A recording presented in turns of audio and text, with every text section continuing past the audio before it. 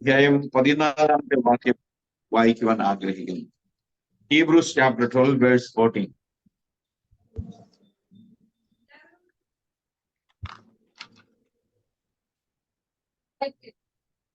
എല്ലാവരോടും സമാധാനം ആചരിച്ച് ശുദ്ധീകരണം ആചരിപ്പാൻ ഉത്സാഹിപ്പിക്കും. Praise the Lord. ദൈവത്തിന്റെ പരിശുദ്ധമായ നാമം വാഴ്ത്തപ്പെടുന്നതാകട്ടെ. നമുക്കറിയാം, ലോകത്തിലുള്ള മനുഷ്യനെ മാറ്റുവാൻ വേണ്ടി സൃഷ്ടിക്കപ്പെട്ടെന്ന് പറയുന്ന ഒരു വേദശാസ്ത്ര ഗ്രന്ഥങ്ങളിലും ഇല്ലാത്ത ഉപദേശങ്ങളാണ് നമുക്ക് വിശുദ്ധ വേദപുസ്തകത്തിൽ കാണുവാൻ കഴിയുന്നത്. കാരണം ലോകത്ത് മനുഷ്യനെ മാറ്റുവാൻ, രൂപാന്തരപ്പെടുത്തുവാൻ കഴിഞ്ഞിട്ടുള്ള മറ്റൊരു പ്രത്യയശാസ്ത്രമോ മറ്റൊരു ഗ്രന്ഥമോ മറ്റൊരു വിചാരധാരയോ ബൈബിൾ അല്ലാതെ ഇല്ല എന്ന് നമുക്ക് കാണാൻ കഴിയും. കൃപയാൽ നാം വിശുദ്ധ വേദപുസ്തകത്തിൽ പറയപ്പെട്ടിരിക്കുന്ന ദൈവത്തിന്റെ വചനങ്ങളെ കേട്ട് രക്ഷിക്കപ്പെട്ട് ദൈവസന്നിധിയിലായിരിക്കുവാൻ ദൈവം കൃപ ചെയ്തതുകൊണ്ടാണ് നമ്മൾ ഇന്ന് ഇവിടെ ആയിരിക്കുന്നത്. ഇതൊരു വലിയ പ്രിവിലേജ് ആണ്. Being A Christian is the highest privilege ever a man can achieve in the world. ഒരു മനുഷ്യന് ലോകത്തിൽ നേടാൻ കഴിയാവുന്ന ഏറ്റവും വലിയ പ്രിവിലേജ് ആണ് ഒരു മനുഷ്യന്, ഒരു ക്രിസ്ത്യാനി ആയിരിക്കുക, അല്ലെങ്കിൽ ദൈവവചനം വിശ്വസിക്കുക, അല്ലെങ്കിൽ ബൈബിൾ വിശ്വസിക്കുന്ന ഒരു വ്യക്തി ആയിരിക്കുക എന്നത്. ആ തരത്തിൽ നാം എല്ലാം വളരെ അനുഗ്രഹിക്കപ്പെട്ടവരാണ് എന്നോർത്ത് ഞാൻ ദൈവത്തെ സ്തുതിക്കുക. ബൈബിൾ നമ്മോട് പറയുകയാണ്, എല്ലാവരോടും സമാധാനം ആചരിച്ച് ശുദ്ധീകരണം പ്രാപിപ്പാൻ ഉത്സാഹിപ്പിൻ. ശുദ്ധീകരണം കൂടാതെ ആരും കർത്താവിനെ കാണുകയില്ല. Price the Lord. നമുക്കറിയാം, ദാനധർമ്മങ്ങൾ കൊണ്ട്, വരുമാനത്തിന്റെ ഒരു പങ്ക് കൊടുക്കുന്നത് കൊണ്ട്, തീർത്ഥാടന ചെയ്യുന്നത് കൊണ്ട് മോക്ഷം പ്രാപിക്കാമെന്ന് ലോകത്തിലുള്ള ഇതര ഗ്രന്ഥങ്ങൾ പറയുമ്പോൾ, കർത്താവിനെ കാണണമെങ്കിൽ ശുദ്ധീകരണം പ്രാപിക്കണമെന്ന് പറയുന്ന ഒരേ ഒരു വേദഗ്രന്ഥമേ നമ്മുടെ ഈ ലോകത്തുള്ളൂ. അത് വിശുദ്ധ വേദഗ്രന്ഥമാണ്. കേട്ടുള്ളൂ. അത് നമ്മെ കുറിച്ച് പറയുന്ന ഗ്രന്ഥമാണ്. അത് സ്വർഗത്തിലെ ദൈവം നമ്മെ എന്താക്കുവാൻ ആഗ്രഹിക്കുന്നുവോ അതാക്കി തീർക്കുവാനുള്ള മാർഗരേഖയാണ്. Praise the Lord.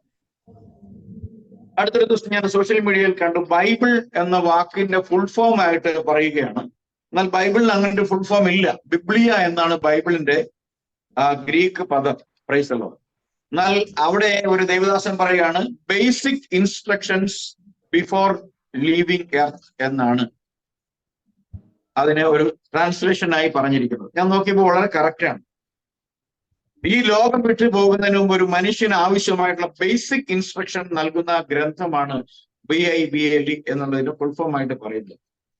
ഒരു മനുഷ്യനെ ഈ ലോകത്തിൽ നിന്ന് ദൈവസന്നിധിയിലേക്ക് മാറ്റുവാൻ ആവശ്യമായിരിക്കുന്ന അടിസ്ഥാനപരമായ ഉപദേശങ്ങൾ ഉൾക്കൊള്ളുന്നതാണ് ഈ വിശുദ്ധ വേദഗ്രന്ഥം. ഇതിന് ലോകത്തെ കീഴ്മേൽ മറിക്കാൻ കഴിഞ്ഞിട്ടുണ്ട്. ഇന്ന് ഈ പുതിയ നിയമഗ്രന്ഥങ്ങൾ എഴുതപ്പെട്ടിട്ട് 2000 വർഷങ്ങളാകുമ്പോൾ ലോകത്തെ ഇത്രമാത്രം സ്വാധീനിച്ചിട്ടുള്ള ഒരു ഗ്രന്ഥവും നമുക്ക് കാണാൻ കഴിയും. പാപിയെ മാനസാന്തരപ്പെടുത്തുന്ന നരഭോജികളെ, മനുഷ്യ മാംസം തിന്നുന്നവരെ മാനസാന്തരപ്പെടുത്തി ദൈവകുഞ്ഞാടുകളാക്കുന്ന ഈ വിശുദ്ധ വേദഗ്രന്ഥം നമ്മോട് പറയുകയാണ്, നാം എല്ലാവരോടും സമാധാനം ആചരിക്കണം. എല്ലാവരോടും എന്ന് പറയുമ്പോൾ നാം ജീവിക്കുന്ന സമൂഹത്തിൽ, നമ്മുടെ സമുദായത്തിൽ, നമ്മുടെ സഹോദര വർഗങ്ങളിൽ, നാം പിന്നിട്ടു പോകുന്ന സഭകളിൽ, നാം ജീവിക്കുന്ന അന്തരീക്ഷത്തിൽ, നാം ഇടപെടുന്ന ജോലി സ്ഥലങ്ങളിൽ, നമ്മുടെ എല്ലായിടത്തും വളരെ സുവ്യക്തമായി ദൈവം നമ്മോട് പറയുകയാണ്, നാം എല്ലാവരോടും സമാധാനം ആചരിക്കണം. നമുക്കറിയാം, പല ആളും എനിക്ക് അവനോട് ക്ഷമിക്കാൻ കഴിയില്ല, അല്ല അവളോട് ക്ഷമിക്കാൻ കഴിയില്ല, എനിക്ക് പൊറുക്കാൻ കഴിയില്ല, അതുമാത്രം എന്നോട് പറയരുത് എന്ന് നമുക്ക് പലപ്പോഴും പറയുന്നവരുണ്ട്. എന്നാൽ വേദപുസ്തകം നമ്മളോട് പറയുന്നത് അൺകണ്ടീഷണൽ ആയിട്ട് എല്ലാവരോടും സമാധാനത്തിൽ വർത്തിക്കും. വ്യവസ്ഥ കൂടാതെ എല്ലാവരോടും സമാധാനത്തിലായിരിക്കുക എന്നുള്ളതാണ് വേദപുസ്തകം നമ്മളോട് ആവശ്യപ്പെടുന്ന ഒരു കാര്യം. നമുക്കറിയാം, വിശുദ്ധ വേദപുസ്തകത്തിന്റെ അടിസ്ഥാന ഗ്രന്ഥമായ, പ്രാഥമിക ഗ്രന്ഥമായ ഉൽപ്പത്തിയുടെ ഗ്രന്ഥത്തിലേക്ക് നാം പോകുമ്പോൾ നമുക്കവിടെ കാണാൻ കഴിയുന്ന ഒരു കാര്യമുണ്ട്. മനുഷ്യനെ ദൈവം തന്റെ ഛായയിലും സ്വരൂപത്തിലും സൃഷ്ടിച്ചു. അപ്പൊ ദൈവം താൻ എങ്ങനെ വരുവാനുള്ള, താൻ സ്വീകരിക്കാൻ പോകുന്ന ആ രൂപം ഏതാണോ ആ രൂപത്തിൽ നിന്നുകൊണ്ട് തന്നെ ദൈവം മനുഷ്യനെ തന്റെ ഛായയിലും സ്വരൂപത്തിലും സൃഷ്ടിച്ചു. ആ മനുഷ്യനുമായി ദൈവം കൂട്ടായ്മ ചെയ്തു. ആ ദൈവത്തിന്റെ സാന്നിധ്യത്തിൽ ആദ്യത്തെ മാതാപിതാക്കൾ സന്തോഷത്തോടുകൂടി ആയിരുന്നു എന്ന് കാണാൻ കഴിയും. അപ്പോൾ സമാധാനമുള്ളവനായിട്ടാണ് ദൈവം മനുഷ്യനെ സൃഷ്ടിച്ചത്. എന്നാൽ മനുഷ്യൻ പിശാചിന് ചെവി കൊടുത്ത് ദൈവം അരുതെന്ന് പറയുന്ന കാര്യത്തിലേക്ക് തന്റെ മനസ്സ് ചായ്ച്ചപ്പോൾ അവന്റെ ഹൃദയത്തിൽ നിന്ന് സമാധാനം പോയി. പിശാച് മനുഷ്യന്റെ ഹൃദയത്തിൽ നിന്ന് സമാധാനം എടുത്തു കളഞ്ഞു. എന്നാൽ ഇവിടെ ദൈവത്തിന്റെ വചനം പറയുകയാണ്, നിങ്ങൾ എല്ലാവരോടും സമാധാനം ആചരിക്കണം, എന്നാൽ മാത്രമേ നമുക്ക് എന്ത് ചെയ്യാൻ കഴിയുള്ളൂ? വിശുദ്ധീകരണം പ്രാപിക്കാൻ കഴിയുള്ളൂ. വിശുദ്ധി കൂടാതെ ആർക്കും ദൈവത്തെ കാണാൻ കഴിയില്ല. അപ്പോൾ ക്രിസ്ത്യാനിറ്റിയുടെ ഏറ്റവും വലിയ അടിസ്ഥാന ഫോം എന്ന് പറഞ്ഞാൽ വിശുദ്ധിയാണ്. അത് നമ്മുടെ ശരീരത്തിന്റെ ശുദ്ധിയല്ല, നമ്മൾ ധരിക്കുന്ന വസ്ത്രത്തിന്റെ ശുദ്ധീകരണമല്ല, നമ്മൾ ജീവിക്കുന്ന സാമൂഹിക അന്തരീക്ഷത്തിന്റെ ശുദ്ധീകരണമല്ല, മറിച്ച് നമ്മുടെ ആത്മശുദ്ധീകരണമാണ് ബൈബിൾ മുന്നോട്ട് വയ്ക്കുന്ന ആശയം. അപ്പോൾ ഏദൻ പറുദീസയിൽ മനുഷ്യൻ ദൈവത്തോടുള്ള ബന്ധത്തിൽ അവൻ അശുദ്ധനായി തീർന്നപ്പോൾ ദൈവം അവന്റെ ഹൃദയത്തിൽ നിന്ന് സമാധാനം പോകുവാൻ ഇടയാക്കി. പിന്നീട് മനുഷ്യൻ സമാധാനം കണ്ടെത്തുവാൻ വേണ്ടി ഉണ്ടാക്കിയതാണ് ഇന്ന് കാണുന്ന മതങ്ങളെല്ലാം തന്നെ. ക്രിസ്ത്യാനിറ്റി എന്ന മതം പോലും അങ്ങനെ തന്നെയാണ്. നമുക്കറിയാം ക്രിസ്ത്യാനിറ്റി ഒരു മതമല്ല, എന്നാൽ നാം ഇന്ന് ജീവിക്കുന്ന ലോകത്തിൽ ക്രിസ്ത്യാനിറ്റി ഒരു മതവിഭാഗമായി മാറിയിട്ടുണ്ട്. ലോകത്തെ ഏറ്റവും വലിയ മതവിഭാഗമായി മാറിയിട്ടുണ്ട്. ഈ മതങ്ങൾക്കൊന്നിനും സമാധാനം ഉണ്ടാക്കാൻ കഴിയില്ല. ദൈവവചനത്തിന് മാത്രമേ സമാധാനം ഉണ്ടാക്കാൻ കഴിയൂ. ഇന്ന് ക്രിസ്ത്യാനിറ്റി ഒരു മതം എന്നുള്ള നിലയിൽ മറ്റിതര മതങ്ങളെ പോലെ സദ്വചനങ്ങൾ അതിലുണ്ടെങ്കിലും അതൊന്നിനും മനുഷ്യനെ സ്വാധീനിക്കാൻ കഴിയാത്തത് അവിടെ ദൈവവചനത്തിന് ഇമ്പോർട്ടൻസ് ഇല്ലാത്തതുകൊണ്ട്. ദൈവവചനം മാത്രമാണ് നമ്മളെ ശുദ്ധീകരിക്കുന്നത്. യേശു പറഞ്ഞു, ഞാൻ ഇപ്പോൾ നിങ്ങളോട് സംസാരിച്ച വചനം നിമിത്തം നിങ്ങൾ ശുദ്ധിയുള്ളവരായിരിക്കുന്നു. പ്രൈസ്. അപ്പൊ ശുദ്ധീകരണം സാധിക്കുന്ന ഒരേ ഒരു കാര്യമേ ഉള്ളൂ, ദൈവവചനത്തിന് മാത്രമേ നമ്മെ ശുദ്ധീകരിക്കാൻ കഴിയൂ. അപ്പൊ ദൈവത്തിന്റെ വചനം നമ്മൾ പറയുന്ന ദൈവത്തിന്റെ വചനം ഇരുവായ്ത്തലുള്ള ഏത് വാളിനേക്കാളും മൂർച്ചയേറിയതും സന്ധ്യയെയും മധ്യയും തുളച്ചു ചെല്ലുന്നതും ഹൃദയത്തിന്റെ വിചാരങ്ങളെ നിയോഗങ്ങളെ വിവേചിക്കുന്നതുമാകുന്നു. അതിന്റെ മുമ്പിൽ ഒന്നും മറഞ്ഞിരിക്കുന്നില്ല. ദൈവത്തിന്റെ വചനം നാം കേൾക്കുമ്പോൾ അത് നമ്മുടെ പാപത്തെക്കുറിച്ച് ബോധം വരുത്തുമ്പോൾ, നമ്മുടെ തെറ്റുകളെക്കുറിച്ച് നമുക്ക് ബോധം വരുത്തുമ്പോൾ ആ ദൈവവചനം നമ്മെ ദൈവത്തിന്റെ വചനത്തിന് മുമ്പാകെ നാം കുറ്റക്കാരായും നഗ്നരായിട്ടും വീഴ്ച വരുത്തിയവരായിട്ടും ലംഘനക്കാരായും ദൈവത്തിന് മുമ്പാകെ നാം നമ്മെ തന്നെ ആ ദൈവവചനമാകുന്ന കണ്ണാടിയിൽ കാണുമ്പോൾ ആ വചനം നമ്മോട് ആവശ്യപ്പെടുന്ന ശുദ്ധീകരണം കർത്താവ് യേശുക്രിസ്തുവിന്റെ കാൽവരി ബലിയിലൂടെ നമുക്ക് ദൈവം സാധിപ്പിച്ചു തന്ന ശുദ്ധീകരണ മാതൃക നാം ഏറ്റെടുത്തുകൊണ്ട് യേശുക്രിസ്തുവിന്റെ മരണത്തിലും അടക്കത്തിലും പുനരുദ്ധാനത്തിലും നാം പങ്കുപറ്റുക വഴി നമുക്ക് സൗജന്യമായി യേശുക്രിസ്തുവിലൂടെയുള്ള സമാധാനം പ്രാപിക്കാൻ കഴിയും. യേശു പറഞ്ഞു, എന്റെ സമാധാനം ഞാൻ നിങ്ങൾക്ക് തരുന്നു, ലോകം തരുന്ന പോലുള്ള സമാധാനമല്ല എന്റെ സമാധാനം. Price the Lord. നാം ഇന്ന് ജീവിക്കുന്ന തലമുറയിൽ മനുഷ്യൻ സമാധാനം കണ്ടെത്താൻ എന്തെല്ലാമാണ് ചെയ്തു കൂട്ടുന്നത്. പലരും മനുഷ്യനെ കുരുതി കൊടുക്കുന്നു.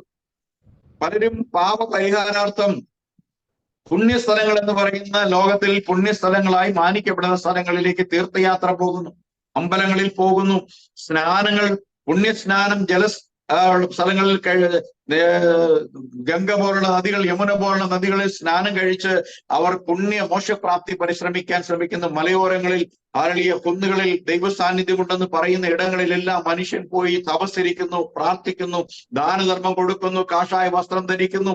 ആരളിയ ഇങ്ങനെ അനവധി പ്രവർത്തികൾ ചെയ്തിട്ടും സമാധാനം ലഭിക്കുന്നില്ല. സമാധാനം ലഭിക്കണമെങ്കിൽ ഒരൊറ്റ സ്ഥലമേ ഉള്ളൂ, കർത്താവായ യേശുക്രിസ്തുവിന്റെ അടുക്കിലേക്ക് വരിക. Price the Lord. യേശുക്രിസ്തുവിലാണ് സമാധാനം. അതുകൊണ്ടാണ് യേശു പറഞ്ഞത്, എന്റെ സമാധാനം ഞാൻ നിങ്ങൾക്ക് തന്നിട്ട് പോകുന്നു. Price the Lord. ലോകം തരുന്ന പോലെയുള്ള സമാധാനമല്ല എന്റെ സമാധാനം. ഇന്ന് നാം ഈ വചനം ചിന്തിക്കുമ്പോൾ നാം നമ്മുടെ ഉള്ളിലേക്ക് തന്നെ ഒന്ന് തിരിഞ്ഞു നോക്കുമ്പോൾ, എന്റെ കുടുംബത്തിൽ, എന്റെ അനുദിന ജീവിതത്തിൽ, എന്റെ പ്രവർത്തന മണ്ഡലങ്ങളിൽ എന്തുകൊണ്ട് എനിക്കൊരു സമാധാനമുള്ളവനായിരിക്കാൻ കഴിയുന്നില്ല? എന്തുകൊണ്ട് ഞാൻ എന്റെ ഭവനത്തിൽ അസ്വസ്ഥനായിരിക്കുന്നു? നമ്മൾക്ക് വിരൽ ചൂണ്ടുവാൻ മറ്റാരിലേക്കുമില്ല, വിരൽ ചൂണ്ടേണ്ടത് നമ്മുടെ ഉള്ളിലേക്ക് തന്നെ. Price the Lord. കാരണം പലപ്പോഴും നമ്മൾ പറയും നമ്മുടെ കുടുംബത്തിലെ അന്തരീക്ഷത്തിന്റെ കാരണക്കാരൻ ഭർത്താവാണ്, അല്ലെങ്കിൽ ഭാര്യയാണ്, അല്ലെങ്കിൽ അപ്പനാണ്, അമ്മയാണ്, മകളാണ്. അല്ലെങ്കിൽ നമ്മുടെ ജോലി സ്ഥലത്ത് ബോസാണ്, അല്ലെങ്കിൽ സഹപ്രവർത്തകനാണ് എന്നൊക്കെ പറയും. എന്നാൽ ഞാൻ പറയുന്ന ഒരു കാര്യം, കർത്താവ് പറഞ്ഞ സമാധാനം ഉണ്ടാക്കുന്നവർ ഭാഗ്യവാന്മാർ, അവർ ദൈവോത്തരന്മാരെന്ന് വിളിക്കപ്പെടുന്നവർ. അപ്പൊ സമാധാനം ഉണ്ടാക്കുവാൻ വേണ്ടിയാണ് ദൈവം ഈ ലോകത്തിലേക്ക് ജഡമെടുത്തു വന്നത്. Price the Lord. അപ്പോൾ യേശുക്രിസ്തുവാണ് നമ്മുടെ സമാധാനം. യേശുക്രിസ്തു എന്നിൽ ഉണ്ടെന്ന് പറയുകയും ഞാൻ എന്റെ കുറ്റങ്ങളും കുറവുകളും എനിക്ക് തിരിച്ചറിയാൻ കഴിയാതെ എന്റെ കുറ്റം ഞാൻ മറ്റുള്ളവരിലേക്ക് ആരോപിക്കുമ്പോൾ നാം ഒരു കാര്യം മനസ്സിലാക്കണം, എന്റെ സമാധാനത്തിന്റെ, എന്റെ പ്രശ്നങ്ങളുടെ കാരണക്കാരൻ മറ്റാരുമല്ല, ഞാൻ തന്നെ. ഈ വിചാരം നമ്മുടെ കുടുംബത്തിൽ എല്ലാവർക്കും ഉണ്ടെങ്കിൽ വിചാരിച്ചു, ഒരു ഭവനത്തിലുള്ള എല്ലാവർക്കും ഉണ്ട്, എന്റെ പ്രശ്നത്തിന്റെ അല്ലെങ്കിൽ എന്റെ കുടുംബത്തിന്റെ അന്തരീക്ഷത്തിന്റെ കുറ്റക്കാരൻ ഞാനാണ് എന്ന് 5 പേരുള്ള ഒരു വീട്ടിൽ, അസമാധാനമുള്ള ഒരു വീട്ടിൽ 5 പേരും ചിന്തിച്ചാൽ ആ വീട്ടിലേക്ക് സമാധാനം വന്നു ചേരും. എന്നാൽ നമുക്ക് എന്താണ് സംഭവിച്ചത്? ഏദൻ തോട്ടത്തിൽ ഉണ്ടായ അനുഭവമാണ് നമ്മുടെ ജീവിതത്തിലുള്ളത്. ഏദൻ തോട്ടത്തിൽ അവരുടെ സമാധാനം കെട്ടുപോയപ്പോൾ അവർക്ക് മനസ്സിലായി തങ്ങൾ നഗ്നരാണ്. തങ്ങൾ ദൈവത്തിന്റെ കൽപ്പനകളെ ലംഘിച്ചത് നിമിത്തം അവരുടെ ജീവിതത്തിലേക്ക് ഭയം കടന്നു വന്നു. മറ്റെല്ലാ ദിവസങ്ങളിലും ദൈവ സാന്നിധ്യത്തിന് വേണ്ടി കൊതിച്ചിരുന്ന അവർ അന്ന് അവർ ആ ലംഘനം ചെയ്ത് ദൈവസന്നിധിയിൽ നിന്ന് അകന്നു പോയപ്പോൾ ഭയം അവരെ പിടികൂടി. കാരണം ഭയത്തിന്റെ ഉറവിടം പിശാചാണ്, ദൈവമല്ല. അപ്പൊ ഭയത്തിന്റെ അധികാരിയായവൻ അവരുടെ ജീവിതത്തിലേക്ക് സ്വാധീനം ചെലുത്തിയപ്പോൾ അവർ ദൈവ സാന്നിധ്യം കൊതിച്ചില്ല, ദൈവ സാന്നിധ്യം ആഗ്രഹിച്ചില്ല. ദൈവ സാന്നിധ്യം അവരെ ഭയം ഉളവാക്കുന്ന ഒരു കാര്യമാക്കി. ഇതേ കാര്യമാണ് ഇന്ന് സംഭവിക്കുന്നത്. ദൈവസന്നിധിയിൽ വരുമ്പോഴാണ് നമുക്ക് നമ്മുടെ പാപത്തെക്കുറിച്ച് ബോധമുണ്ടാകുന്നത്, ഭയമുള്ളവരായി തീരുന്നത്, ശിക്ഷാവിധിയുടെ ഭയം നമുക്കുണ്ടാകുന്നു. Price the Lord. അപ്പോൾ അവിടെ ദൈവം അവിടേക്ക് ഇറങ്ങി വന്നപ്പോൾ നാം അവിടെ കാണുന്ന ഒരു കാര്യമാണ്, അവിടെ ദൈവം ആദാമിനോട് ചോദിക്കുകയാണ്, ആദാം, ആദാം, നീ എവിടെ? അപ്പോൾ ആദാം എന്ത് പറഞ്ഞു? അതാണെന്ന് പറഞ്ഞേ, ഞാൻ നഗ്നനാകിയാൽ ഞാൻ ഒളിച്ചിരിക്കുന്നു എന്ന് പറഞ്ഞു. ആദാമിനെ വസ്ത്രം വിവസ്ത്രനാക്കിയത്, തേജസ്സിന്റെ വസ്ത്രം എന്ന് വെച്ചാൽ ദൈവപുത്രന്റെ വസ്ത്രം ആദാമിന് നഷ്ടപ്പെട്ടു പോയി. ആ ദൈവപുത്രന്റെ വസ്ത്രം നഷ്ടപ്പെട്ടു പോയപ്പോൾ അവൻ ആത്മാവിൽ കളങ്കിതനായി എന്നറിഞ്ഞപ്പോൾ അവന്റെ ആരളിയ നേത്രങ്ങളെ തുറക്കപ്പെട്ടു. അവൻ തന്നെ നോക്കിയപ്പോൾ അവന് മനസ്സിലായി നഗ്നനാണെന്ന് മനസ്സിലായി. തന്റെ ഭാര്യയും നഗ്നയാണെന്ന് മനസ്സിലായപ്പോൾ അവർ 2 പേരും വൃക്ഷങ്ങളുടെ പുറയിൽ ഒളിച്ചു. അവർ താൽക്കാലികമായ നഗ്നത മറയ്ക്കുവാൻ, പ്രശ്നങ്ങളുടെ പരിഹാരം ഉണ്ടാക്കുവാൻ അവർ അത്തിയില കൂട്ടിത്തുന്നി കൊടുത്തു. അഗ്നിയിലേക്ക് സമാധാനം ഉണ്ടാക്കുവാൻ, അത്തിയുടെ ഇലകൾക്ക് പരിഹാരം ഉണ്ടാക്കാൻ കഴിയില്ല എന്നവർക്ക് മനസ്സിലായി. കാരണം അത്തിയിലെ തുണിയല്ല, അത് ഉണങ്ങുമ്പോൾ അതിൽ കോർക്കപ്പെട്ടിരിക്കുന്ന ഈർക്കിലിയും മറ്റു കാര്യങ്ങളും എല്ലാം അഴിഞ്ഞു പോകും. അപ്പോൾ ദൈവം ചോദിച്ചു, ഞാൻ നിന്നോട് അരുതെന്ന് പറഞ്ഞ കനി നീ ഭക്ഷിച്ചു? അപ്പോൾ ആദം എന്ത് പറഞ്ഞു? ഞാൻ ഭക്ഷിച്ചു എന്നല്ല പറഞ്ഞത്. എന്ത് പറഞ്ഞു? നീ എനിക്ക് കൂട്ടിനെ നൽകിയ സ്ത്രീ എനിക്ക് തന്നു, അതുകൊണ്ട് ഞാൻ എന്ത് ചെയ്തു? ഭക്ഷിച്ചു. Price the Lord. അപ്പോൾ ആദ്യത്തെ ദൈവനിഷേധം ഏദനിൽ വന്നപ്പോൾ അവിടെ തുടങ്ങി കുറ്റാരോപണം മറ്റൊരാളുടെ നേരെ. ചോദ്യം ആദാമിനോടായിരുന്നു, പക്ഷെ ആദാമിന്റെ ഉത്തരം ഹവ്വയെ പോയിന്റ് ചെയ്തുകൊണ്ട് അവൾ തന്നു, അവളാണ് കുറ്റക്കാരി എന്ന് പറയും. ഇതല്ലേ നമ്മുടെ ജീവിതത്തിൽ ദിനംതോറും സംഭവിക്കുന്നത്? ഒരു വീഴ്ച പറ്റി കഴിഞ്ഞു കഴിഞ്ഞാൽ എനിക്ക് തെറ്റുപറ്റി എന്ന് പറയുന്നതിന് പകരം നമ്മൾ എന്ത് പറയും? അടുത്തൊരാളെ അതിന്റെ കാരണം നമുക്കറിയാം, അതിന്റെ ഏറിയ പങ്ക് ഉത്തരവാദിത്വം നമുക്കാണെന്ന് അറിയാമെങ്കിലും നമ്മൾ കൺസീഡ് ചെയ്യാൻ, അത് അംഗീകരിക്കാൻ തയ്യാറല്ലാത്ത ഒരു കാര്യം ഏദൻ തോട്ടത്തിൽ നമ്മുടെ പൂർവ്വപിതാവായ ആദാം നമുക്ക് തന്നത്. ഹവ്വയോട് ചോദിച്ചപ്പോൾ ഹവ്വ പറഞ്ഞു, സർപ്പം എന്നെ വഞ്ചിച്ചു എന്ന് പറഞ്ഞു. അപ്പോൾ അവിടെ നമ്മൾ കാണുക റീസണിങ് ആരംഭിക്കുക. നമ്മുടെ തെറ്റുകുറ്റങ്ങൾക്ക് കാരണങ്ങൾ കണ്ടെത്തുന്ന ഒരു പ്രവണത ആരംഭിക്കുക. ഈ കാരണങ്ങളാണ് ഇന്ന് ഈ ലോകം മലിനമായിരിക്കുന്നത്. ഇന്ന് തെറ്റുകൾ ബോധപൂർവം ചെയ്യുകയും ആ തെറ്റുകൾ മറ്റുള്ളവരുടെ മേൽ ആരോപിക്കുകയും ചെയ്യുന്ന ഒരു പ്രവണത വളരെ വലുതായി ഉണ്ട്. ദൈവസഭകളിലും അതുണ്ട്. മനുഷ്യൻ സ്വന്തം തെറ്റ് എന്ന് അംഗീകരിക്കുന്നുവോ, എന്ന് തന്റെ തെറ്റിനെ കുറിച്ച് ബോധമുണ്ടായി താൻ ചെയ്തതാണെന്ന് മറ്റുള്ളവരോടും ദൈവത്തോടും ഏറ്റുപറയാൻ പഠിക്കുന്നു, അന്ന് മാത്രമേ സമാധാനം ഉണ്ടാകത്തുള്ളൂ. സമാധാനം ഉണ്ടാക്കുന്നവർ ഭാഗ്യവാന്മാർ, അവർ ദൈവപുത്രന്മാർ എന്ന് വിളിക്കപ്പെടും എന്ന് ബൈബിൾ പറയുന്നു. Price the Lord. നമുക്കറിയാം, ഈ അധ്യായത്തിന്റെ വായിച്ച ഭാഗത്തിന്റെ കോണ്ടക്സ്റ്റിലേക്ക് വരുമ്പോൾ 15-ാമത്തെ വാക്യം നാം വായിക്കുമ്പോൾ ഇവിടെ പറയുന്ന, ആരും ദൈവകൃപ വിട്ട് പിന്മാറുകയും വല്ല കയ്പുള്ള വേര് മുളച്ച് കലക്കമുണ്ടാക്കി അനേകർ അതിൽ മല്ലപ്പെടുകയും ആരും ദുർനടപ്പുകാരനോ ഒരു ഊണിനെ ജ്യേഷ്ഠാവകാശം വിറ്റ് കളഞ്ഞ ഏശാവിനെ പോലെ അഭക്തനോ ചെയ്യാതിരിപ്പാൻ കരുതിക്കൊള്ളുക. Praise the Lord. ഇവിടെ എബ്രായ ലേഖനക്കാരൻ പറയുകയാണ്, ആരും ദൈവകൃപ വിട്ട് പിന്മാറരുത്. Price the Lord. കാരണം നാം ദൈവത്തോടുകൂടെ നടക്കുമ്പോൾ, നാം ദൈവസന്നിധിയിൽ നടക്കുമ്പോൾ, ദൈവ സാന്നിധ്യത്തിൽ നടക്കുമ്പോൾ, ദൈവം അതിന് നമ്മുടെ ഉള്ളിൽ വസിക്കുമ്പോൾ നമ്മളെ പിശാചിന് തൊടുവാൻ കഴിയില്ല. ഏദൻ തോട്ടത്തിലും അവർ ദൈവം ഉണ്ടാക്കിയ സംരക്ഷണ കവചം എന്ന് പറയുന്നത് ദൈവത്തിന് വാഗ്ദത്തം ചെയ്യപ്പെട്ട വചനമാണ്. നീ ഇത് തിന്നുന്ന നാളിൽ മരിക്കും, ഈ വൃക്ഷത്തിൽ കനി ഭക്ഷിക്കരുതെന്നുള്ളത്. ആ വചനത്തിന്റെ ആ പരിമിതിക്കുള്ളിൽ നിന്ന്, അല്ലെങ്കിൽ പരിധിക്കുള്ളിൽ നിന്ന് പുറത്തേക്ക് പോയി പുറത്തൊരു ശബ്ദം കേൾക്കാൻ പോയപ്പോഴാണ് അവർക്ക് തെറ്റ് സംഭവിച്ചത്. അതുകൊണ്ട് ദൈവത്തിന്റെ വചനം പറയുകയാണ്, നാം ഇന്ന് ദൈവകൃപയിൽ രക്ഷിക്കപ്പെട്ട് വന്നിരിക്കുന്ന ദൈവമക്കളാണ്. അതുകൊണ്ട് നാം ദൈവത്തിന്റെ കൃപ വിട്ട്, ദൈവത്തിന്റെ കൃപയാണ് നമ്മുടെ രക്ഷ. എഫ്.ഐ.സി. ലേഖനം 2-8 വാക്യത്തിൽ പറഞ്ഞു, കൃപയാലല്ലോ വിശ്വാസം മൂലം നാം രക്ഷിക്കപ്പെട്ടതിന് നാം നമ്മുടെ പ്രവൃത്തികളും കാരണമല്ല. ദൈവകൃപയാണ് നമ്മളെ രക്ഷിച്ചത്. ദൈവകൃപയാണ് നമുക്ക് സമാധാനം നൽകിയിരിക്കുന്നത്. അത് വിട്ടുമാറിയിട്ട് കയ്പുള്ള വേര് മുളച്ച് കലകം ഉണ്ടാക്കി, കയ്പുള്ള വേര് മുളയ്ക്കുന്ന ഒരു അന്തരീക്ഷമാണ് ജീവിക്കുന്നത്. പാപത്താൽ പൂർണ്ണമായും മലിനസമാക്കപ്പെട്ട ഒരു തലമുറയിലാണ് ജീവിക്കുന്നത്.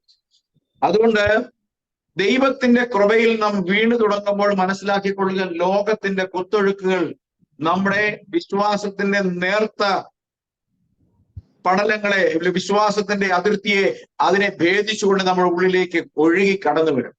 നമുക്ക് ചെറുക്കാൻ കഴിയാതെ വണ്ണം ഈ ലോകത്തിന്റെ സ്വാധീനം നമ്മുടെ മുന്നിലേക്ക് വരും. നമുക്കറിയാം, വിശ്വാസത്തിൽ വന്ന് പലരും പിന്മാറിപ്പോയത് ഓൾ ഓഫ് us ആണ്. ഒരു ദിവസം കൊണ്ട് പാപത്തിലേക്ക് വീഴുകയല്ല. വിശ്വാസത്തിൽ നിന്ന് അകലും തോറും വിശ്വാസത്തിന്റെ വിരുദ്ധമായ ശക്തികൾ നമ്മുടെ മേലേക്ക് സ്വാധീനം ചെലുത്തും. മെല്ലെ മെല്ലെ അത് മനുഷ്യ ജീവിതത്തിലേക്ക് സ്വാധീനം ചെലുത്തുകയും ദൈവകൃപയിൽ നിന്ന് പൂർണ്ണമായി വീണു പോവുകയും ചെയ്യും. ഗ്രാജ്വലി വീണു പോകും. ആ വീഴ്ച ഒരുപക്ഷെ നമ്മൾ അറിയുക പോലും. ഇന്നത്തെ സഭകളുടെ നില അവിടെയാണ്. സഭകൾ വീണുപോയത് ഒരു ദിവസം കൊണ്ടല്ല, നൂറ്റാണ്ടുകൾ കൊണ്ട് സഭ പൂർണ്ണമായി ജീർണിച്ചിരിക്കെ സഭ ആ ജീർണത അറിയാതിരിക്കുന്നതിന്റെ കാരണം ഇത് ഒരു ദിവസം കൊണ്ട് സംഭവിച്ചതല്ല. അതുപോലെയാണ് നമ്മുടെ വിശ്വാസത്തിൽ പലരുടെയും ജീവിതത്തിൽ. സ്വന്തമായി പരിശോധിച്ചാൽ മനസ്സിലാക്കും, ഞാൻ തുടങ്ങിയ സ്ഥലത്തു നിന്നും എത്രമാത്രം ദൂരത്താണ് ഞാൻ ഇന്ന് വിശ്വാസത്തിന്റെ വഴിയിൽ നിൽക്കുന്നത് എന്ന് മനസ്സിലാക്കാൻ കഴിയും. ഇവിടെ ബൈബിളിൽ ഒരു ഉദാഹരണത്തെ ഇവിടെ എബ്രായ ലേഖനക്കാരൻ പറയുകയാണ്, ഒരു ഊണിനെ ജ്യേഷ്ഠാവകാശം വിറ്റുകളഞ്ഞ ഏശാവിനെ പോലെ അഭക്തനോ ആയിത്തീരുകയും ചെയ്യാതിരിക്കാൻ കരുതിക്കൊള്ളുക. നമുക്കറിയാം, ഇസ്രായേലിലെ ഒരു ഇസ്രായേൽ പൗരന്, അല്ലെങ്കിൽ ഒരു ഇസ്രായേൽ കുടുംബത്തിലെ ഒരു മകന് ലഭിക്കുന്ന ഏറ്റവും വലിയൊരു പദവിയാണ് എന്ത്? ജ്യേഷ്ഠാവകാശം. ജ്യേഷ്ഠാവകാശം എന്ന് പറഞ്ഞു കഴിഞ്ഞാൽ ബർത്ത് റൈറ്റ്, അല്ലെങ്കിൽ ജന്മാവകാശം, അല്ലെങ്കിൽ ജ്യേഷ്ഠാവകാശത്തിന്റെ പ്രത്യേകത എന്താണ്? ഒരു വീട്ടിൽ 3 അംഗങ്ങൾ ജനിച്ചിട്ടുണ്ടെങ്കിൽ ഏറ്റവും ആദ്യം ജനിച്ചവൻ എന്തുണ്ട്? ഇരട്ടി പങ്ക് ഓഹരിയുണ്ട്. അപ്പന്റെ വസ്തുവകയിൽ ഇരട്ടി പങ്ക് ഓഹരിയുണ്ട്. അത് ഇരട്ടിയായി 3 പേർക്ക് വീതിക്കുമ്പോൾ, അല്ലെങ്കിൽ ആദ്യം നേരെ പകുതി എടുത്ത് ഒരാൾക്ക് വീതിച്ചിട്ട് പിന്നത്തെ പകുതിയാണ് 2 പേർക്കായിട്ട് വീതിക്കുന്നത്. അപ്പോൾ ഒരാൾക്കുള്ളതിന്റെ ഇരട്ടി ഓഹരി കിട്ടുന്ന ആ കാര്യം ഏശാവ് വന്നപ്പോൾ യാക്കോബിന് ആവശ്യമുണ്ട്. എന്താവശ്യമുണ്ട്? ജ്യേഷ്ഠാവകാശം യാക്കോബിന് ആവശ്യമുണ്ട്. യാക്കോബ് ഒരു ചുവന്ന പായസം ഉണ്ടാക്കി ഏശാവിന്റെ മുമ്പാകെ വെച്ച് അത് കൊതിയോടെ നുണഞ്ഞപ്പോൾ ഏശാവ് അത് കണ്ടിട്ട് ഏശാവിന് കൊതി പിടിച്ചു. ഏശാവ് പറഞ്ഞിടാ, ഒരു ശകലം എനിക്കിതായിരുന്നു. അപ്പോ അവൻ പറഞ്ഞു, തരാം, പക്ഷെ ഒരൊറ്റ കണ്ടീഷൻ ഉണ്ട്, നിന്റെ ജ്യേഷ്ഠാവകാശം എനിക്ക് തരണം. അപ്പം അവൻ എന്ത് വിചാരിച്ചു?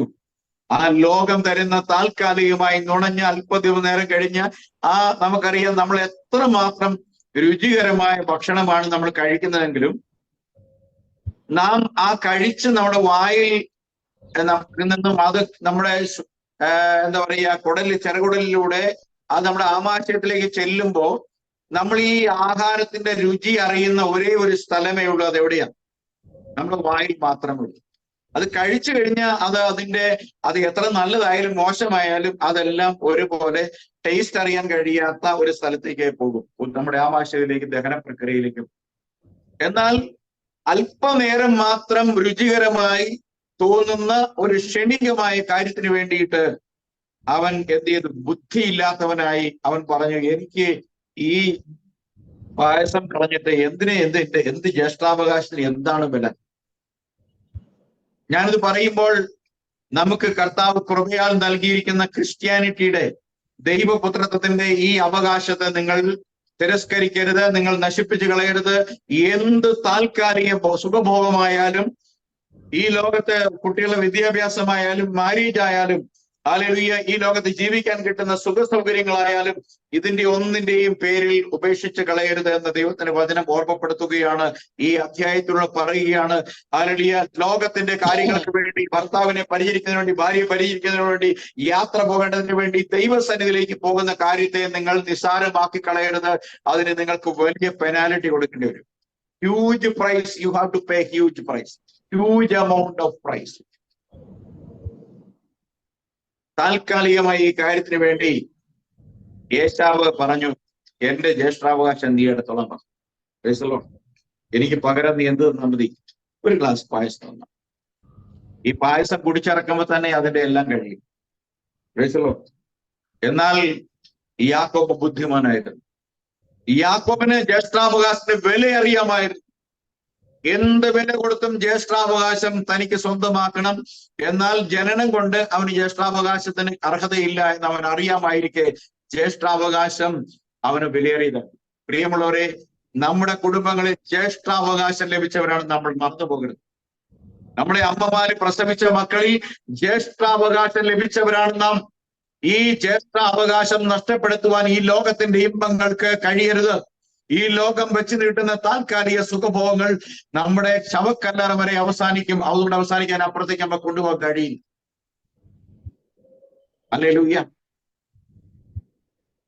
അതുകൊണ്ട് ഏശാവ് എന്ത് ചെയ്തു? അവനെ പോലെ നാം എന്തായിത്തീരരുത്? അഭക്തനോ ഹല്ലേലൂയ ആയിത്തീരുകയും ചെയ്യാതിരിപ്പാൻ കരുതിക്കൊള്ളുവൻ. അവൻ പിന്നത്തേതിൽ അനുഗ്രഹം ലഭിപ്പാൻ ആഗ്രഹിച്ച് കണ്ണുനീരോടെ അപേക്ഷിച്ചു. Price the Lord. ജ്യേഷ്ഠാവകാശം വാങ്ങിച്ചു, അവനോട് ചോദിച്ചു വാങ്ങിയത്. പിന്നീട് അവകാശം, അനുഗ്രഹത്തിന്റെ സമയം വന്നപ്പോഴും അവന്റെ മനസ്സിലുണ്ട്, ഏശാവ് ഇത് തന്നെങ്കിലും അപ്പൻ ഈ അനുഗ്രഹമൊക്കെ തരണം. അവന്റെ ചിന്ത മുഴുവൻ വർക്കൗട്ട് ചെയ്യുന്നത് അപ്പൻ അനുഗ്രഹം കൊടുക്കുന്ന സമയം വരുമ്പോൾ എങ്ങനെയും ഈ അനുഗ്രഹം അപ്പന്റെ പക്കൽ നിന്ന് പ്രാപിക്കണം. ഹല്ലേലൂയ. അപ്പൻ അറിയാം ആരെയാണ് അനുഗ്രഹിക്കേണ്ടത്. അപ്പൻ അനുഗ്രഹിക്കാൻ വിളിച്ചപ്പോൾ ഏശാവിനെ വിളിച്ചു പറഞ്ഞു, നീ കാട്ടിൽ പോയി വേട്ടയാടിയ ഒരു കാട്ടുമൃഗത്തെ കൊണ്ടുവന്ന് ആഹാരം എനിക്ക് വേണ്ടി പാകം ചെയ്ത് നീ എനിക്ക് തരിക, ഞാനത് ഭക്ഷിച്ച് നിന്നെ ഞാൻ എന്ത് ചെയ്യും? അനുഗ്രഹിക്കുമെന്ന് പറഞ്ഞു. ഹല്ലേലൂയ. ജ്യേഷ്ഠാവകാശത്തിന്റെ ഒരു ഉടമ്പടി ഏശാവുമായിട്ട് യാക്കോബ് ചെയ്തിട്ടുണ്ടെങ്കിലും അനുഗ്രഹം ലഭിക്കണമെങ്കിൽ ജാഗ്രതയോടെ കാത്തിരിക്കണം. കാരണം അനുഗ്രഹത്തിന്റെ നാൾ വരുന്നുണ്ട്. അത് മിസ്സാവാതിരിക്കണമെങ്കിൽ ആ കാര്യത്തെക്കുറിച്ച് കരുതലുള്ളവനായിരിക്കണമെന്ന് അറിയാമായിരുന്ന ഏശാവ് യാക്കോബ് എന്ത് ചെയ്തു? യാക്കോബ് ഈ ആഗ്രഹത്തോടെ നടക്കുമ്പോൾ യാക്കോബിനെ സ്നേഹിക്കുന്ന അവന്റെ അമ്മ പറഞ്ഞു, നിന്റെ അപ്പൻ നിന്റെ ചേട്ടനോട് പറഞ്ഞിട്ടുണ്ട്, ഇപ്രകാരം കാട്ടിൽ പോയി വേട്ടയാടി ഒരു നായാട്ട് മൃഗത്തെ വേട്ടയാടി കൊണ്ടുവന്ന് അവനെ പാകം ചെയ്ത് എനിക്ക് തരിക, അത് തിന്നിട്ട് ഞാൻ നിന്നെ അനുഗ്രഹിക്കുന്നു പറഞ്ഞിട്ടുണ്ട്. നീ വേഗം ആട്ടിൻകൂട്ടത്തിൽ ചെന്ന് നല്ലൊരു ആട്ടിൻകുട്ടിയെ കൊണ്ടുപോവാൻ, ഞാൻ വേഗത്തിൽ അതിനെ പാകം ചെയ്ത് തരാം. നീ അത് കൊണ്ടുപോയി നിന്റെ അപ്പന് കൊടുത്ത് നീ അനുഗ്രഹം വാങ്ങും. നമുക്കറിയാം, ഞാൻ ആ വിഷയത്തിലേക്ക് പോകുന്നില്ല. അനുഗ്രഹം എങ്ങനെയാണ് കൈവശമാക്കിയത്? പ്രിയമുള്ളവരെ, നാട്ടൊലിവായിരുന്ന ഇസ്രായേലിന്റെ അനുഗ്രഹമാണ് ഈ ലോകത്തിന് ദൈവം ഈ ലോകത്തിലേക്ക് അവരുടെ മെസ്സിഹ പ്രത്യക്ഷമായപ്പോൾ ആ മെസ്സിഹായെ, ആ രക്ഷയെ, ആ ജീവന്റെ ഉറവയെ അവർ തിരസ്കരിച്ചു കളഞ്ഞു. യിരെമ്യാ പ്രവചനം പറയുകയാണ്, എന്റെ ജനം 2 ദോഷം ചെയ്തു. അവർ ജീവജലത്തിന്റെ ഉറവയായി എന്നെ ഉപേക്ഷിച്ച് പകരം പൊട്ടക്കിണറുകളെ കുഴിച്ചു. അവരെന്ത് ചെയ്തു? അവർ ദൈവത്തിന്റെ രക്ഷയെ തള്ളിക്കളഞ്ഞപ്പോൾ ജ്യേഷ്ഠാവകാശം നമുക്ക് വന്നിയാണ്. ഈ അവകാശത്തിന് നിങ്ങൾ എന്ത് വില കൊടുക്കുന്നു എന്നുള്ളതാണ് എന്റെ ചോദ്യം. വിശ്വാസികൾ എന്ന് പറയുന്ന യേശുക്രിസ്തുവിൽ വിശ്വസിക്കുന്ന കർത്താവായ യേശുക്രിസ്തുവിന്റെ നാമത്തിൽ പാപമോചനത്തിനായി സ്നാനമേറ്റ് ഏകദൈവ വിശ്വാസത്തിൽ കർത്താവിന്റെ പ്രത്യക്ഷതയ്ക്കായി കാത്തിരിക്കുന്ന നാം ഈ രക്ഷയ്ക്ക് വേണ്ടി എന്തുമാത്രം വില കൊടുക്കാൻ തയ്യാറാണ്? ഒരു കൺവെൻഷൻ നമ്മൾ ആഗ്രഹിച്ച് പ്രാർത്ഥിച്ച് തീരുമാനിച്ചൊരു കൺവെൻഷന് പോകുവാൻ നമുക്ക് ഏത് ചുവന്ന പായസമാണ് നമുക്ക് തടസ്സമായി നിൽക്കുന്നത് എന്ന് നിങ്ങൾ ഓർക്കണം, ചിന്തിക്കണം. കാരണം ഇവിടെ ഇതെല്ലാം കഴിഞ്ഞിട്ട് ഒരു ദിവസം വരും, തള്ളപ്പെട്ട് പോകുന്ന ഒരു ദിവസം വരും. കാത്തിരിക്കുന്നത് കൊടിയ ശിക്ഷാവിധി. ഇവിടെ പറയാണ്, അവൻ പിന്നത്തേതിൽ അനുഗ്രഹം ലഭിക്കാൻ ആഗ്രഹിച്ച് കണ്ണുനീരോടെ അപേക്ഷിച്ചു. എന്നിട്ട് എന്ത് ചെയ്തു? തള്ളപ്പെട്ടു, മാനസാന്തരത്തിന് ഇട കണ്ടില്ല. എന്തിനാ ഈ വാക്യം അവിടെ ഉപയോഗിച്ചിരിക്കുന്നത്? അവിടെ ഒരു മാനസാന്തരത്തിന്റെ ആവശ്യമില്ല. കാരണം അവിടെ മാനസാന്തരത്തിന്റെ ഒരു കാര്യമല്ല അവിടെ ഉള്ളത്. അവിടെ അപ്പനോട് ചോദിക്കുക, അപ്പന്റെ കാലേ വീണ, അപ്പ എനിക്കും കൂടെ ഒരു അനുഗ്രഹം ഇനി എന്തെങ്കിലും ഇല്ലേ നിനക്ക് എനിക്ക് തരാൻ? ഇപ്പൊ അവൻ ചോദിക്കുന്നത് എന്താ? എന്തെങ്കിലും മതി അല്ലേ? ഇപ്പൊ അവൻ എന്താ ആവശ്യം? ഇരട്ടി പങ്ക് വേണ്ട, ജ്യേഷ്ഠാവകാശം വേണ്ട, എനിക്ക് വേണ്ടത് അപ്പ എന്തെങ്കിലും എനിക്കൊന്ന് തായി.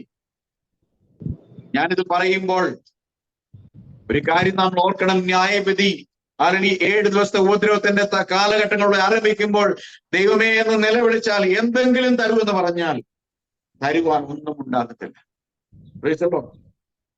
അതുകൊണ്ട് തള്ളപ്പെട്ട് മാനസാന്തരം ഇട കണ്ടില്ല എന്ന് നിങ്ങൾ അറിയുന്നുവല്ലോ. Price the Lord, hallelujah. അതുകൊണ്ട് ബൈബിൾ പറയുന്നത് ആ രക്ഷ നമുക്ക് ലഭ്യമാകാതെ പോകുന്നതിന് നമ്മളുടെ ഒരു സ്വഭാവങ്ങളും ഇടയ്ക്ക് നിൽക്കാൻ ഇടയാകരുത്. നമ്മുടെ ഈർഷ്യയോ പിണക്കോ അസൂയയോ അതുപോലുള്ള നമ്മുടേതായ ചെറിയ ചെറിയ സ്വഭാവങ്ങൾ നമ്മൾ കൈവശം വെച്ചിരിക്കുന്ന പിശാചിന്റെ കൈവശത്തിൽ നിന്ന് നമുക്ക് ആദാം മുഖാന്തരം, ആദ്യ മാതാപിതാക്കൾ മുഖാന്തരം വന്നു ചേർന്ന പിശാചിന്റെ ആയുധങ്ങൾ നമ്മുടെ ജീവിതത്തിലുണ്ട്. എന്നാൽ ദൈവത്തിന്റെ വചനം പറയുന്നു, പരിശുദ്ധാത്മാവിന്റെ പുണ്യങ്ങളിൽ രണ്ടാമതായി പറയുന്നു സ്നേഹം, സമാധാനം. ഹല്ലേലൂയ. അപ്പോൾ ഗലാത്യലേഖനം 5 പറയുന്ന ഈ സമാധാനം നമ്മുടെ ഹൃദയത്തിൽ സൂക്ഷിക്കണമെങ്കിൽ നാം എന്ത് ചെയ്യണം? നമ്മുടെ ഭാരങ്ങൾ നമ്മുടെ ദൈവത്തിൽ ഇറക്കി വെക്കണം. നമുക്കറിയാം, പലരുടെയും പ്രശ്നം അനാവശ്യമായി മറ്റുള്ളവരുടെ ജീവിതങ്ങളിലേക്ക് ഇടപെടുക എന്നത്. നമ്മുടെ കാര്യങ്ങളിലേക്ക് മാത്രമായി ചുരുങ്ങിയാൽ മറ്റുള്ളവർ എന്ത് ചെയ്യുന്നു അവരുടെ കുറ്റങ്ങളെ കണ്ടുപിടിക്കാനുള്ള കണ്ണ് നമ്മൾ അടച്ചു വെച്ച് തന്നെ പാതി പ്രശ്നങ്ങൾക്ക് പരിഹാരം പോകും. ആരെങ്കിലും രണ്ടുപേരും സംസാരിക്കുമ്പോൾ അത് എന്നെ കുറിച്ചാണോ? നമുക്കറിയാം, അങ്ങനെ കുറ്റകൃത്യങ്ങളുള്ള അല്ലെങ്കിൽ സ്വഭാവ ദൂഷ്യമുള്ളവരൊക്കെ ആളുകൾ രണ്ടുപേര് സംസാരിക്കുമ്പോൾ നമ്മൾ ഉൾപ്പെടുന്ന ഒരു സൊസൈറ്റിയിലാണെങ്കിൽ അത് എന്നെ കുറിച്ചാണോ? അവർ വേറെ എന്ത് ചിന്തിച്ചാലും നമുക്ക് തോന്നും എന്ത് ചെയ്യും, എന്നെ കുറിച്ച് അവർ പറയുന്നത്. നമുക്കറിയാം, ഇത് സമാധാനമുള്ള കുടുംബത്തിലേക്ക് വന്നു കഴിഞ്ഞാൽ അവരവരുടേതായ കാര്യങ്ങൾ സംസാരിക്കണം. എനിക്ക് അതിനകത്ത് എന്ത് ഇടപെടാൻ വിഷയം എന്ന് നമ്മൾ വിചാരിക്കും. ഞാനിത് അനുഭവിക്കുന്ന ഒരു വ്യക്തിയെ ഈ സമാധാനം, അതുകൊണ്ടാണ് ഞാൻ പറയുന്നത്. നമ്മുടെ അനേക പ്രശ്നങ്ങളുടെയും റൂട്ട് കോസ്, അതിന്റെ കാരണങ്ങൾ നമ്മൾ പോയി തേടിയെത്തിയാൽ അത് അവസാനിക്കുന്ന തമ്മിൽ തന്നെ നമ്മൾ പല കാര്യങ്ങളെയും അനാവശ്യമായി നമ്മുടെ തലയിലേക്ക് കയറ്റിക്കൊണ്ടുവരും. ഒരുപാട് പ്രശ്നങ്ങൾ നമ്മൾക്ക് ആവശ്യമില്ലാത്തത് നമ്മുടെ ശിരസിന്റെ തലയിൽ കൂടുകൂട്ടും നമ്മൾ.